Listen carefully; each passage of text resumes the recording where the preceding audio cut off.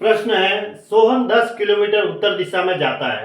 अब देखो दिशाएं कैसे होती है, ऐसे होती है, ये उत्तर है और ये नीचे दक्षिण है, ठीक है, और इस साइड में पूर्व होती है और इस साइड में पश्चिम होती है। ऐसे दिशाओं का क्रम होता है ना, ये इस तरीके से।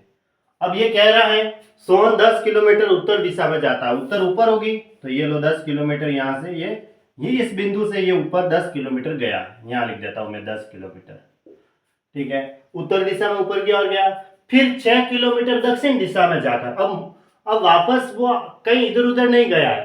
पहले इसने कहा कि 10 किलोमीटर उत्तर दिशा में जाता है, फिर क्या किया उसने, फिर 6 किलोमीटर दक्षिण दिशा में जाकर, अब यहीं से वो दक्षिण दिशा में जाएगा, यहीं से दक्षिण दिशा नीचे होगी तो वो वापस बैक आ रहा है। कितना आ रहा है, 6 किलोमीटर। 6 किलोमीटर मुझे यहां तक लाना होगा, ये हो गया 6 किलोमीटर। क्योंकि 10 किलोमीटर इतना है तो 6 किलोमीटर थोड़ा सा कम होगा, तो इसलिए थोड़ा सा कम किया। दक्षिण में जाकर 3 किलोमीटर पूर्व दिशा में चलता, पूर्व दिशा उस साइड में है तो अब इसको 3 किलोमीटर चलाओ, ये लो 3 किलोमीटर गया पूर्व दिशा में यहां तक, ठीक है, यहां ले लिया। पूर्व दिशा में चलता है तो बताओ अब वह प्रारंभिक स्थल से, प्रारंभिक स्थल ये था, इस से कहां है, जहां से कहते हैं वहीं से आगे क्या है, प्रारंभिक स्थल है।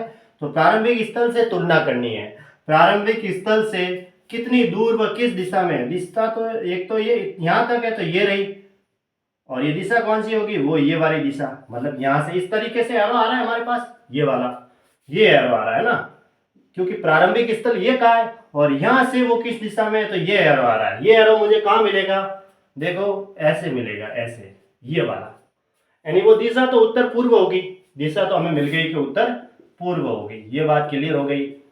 अब ये यहाँ अब दूरी कितनी है प्रारंभिक स्थल से, प्रारंभिक स्थल से डायरेक्ट दूरी यही है, ऐसा नहीं कि ये जोड़ के दे दो, नहीं, इसकी डायरेक्ट दूरी बतानी है। प्रारंभिक स्थल से कितनी दूर है, वो कितनी दूर होगा, तो ये दूरी बतानी है, इसको बोलते हैं विस्थापन, है ना, कर्ण बोलेंगे। कर्ण बराबर क्या होता है, कर्ण स्क्वायर बराबर आधार स्क्वायर प्लस लंब स्क्वायर। तो ये यहां से ये डायरेक्ट इसकी दूरी बतानी है। देखो ये 3 है तो ये 10 थी, 10 में से ये नहीं, ये पूरी 10 थी, 10 में से ये यहां से यहां तक 10 थी और यहां से यहां तक कितनी थी, 6, ये पूरी 10 थी और ये 6 थी, तो ये लास्ट में ये पीछे कितनी बची, 4 रही, और ये 3 है, ये 4 है, तो ये कितनी होगी, मतलब ये कर्ण है ना, तो ऐसे में 3 4 5 के हिसाब से होती है, कर्ण स्क्वायर बराबर आधार स्क्वायर प्लस लंब स्क्वायर के हिसाब से, यानी आधार 3 है, 3 का स्क्वायर प्लस 4 का स्क्वायर, 3 का स्क्वायर 9 प्लस 16 25 हुआ, और ये कर्ण का स्क्वायर था तो कर्ण बराबर कितना हो जाएगा, √25, √25 का वर्गमूल कितना होता है, 5,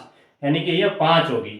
तो ये 5 किलोमीटर आई है, 5 किलोमीटर उत्तर पूर्व, यानी बी ऑप्शन इसका राइट आंसर हो गया। दिशा तो उत्तर पूर्व हो गई और ये जो दूरी है वो 5 किलोमीटर।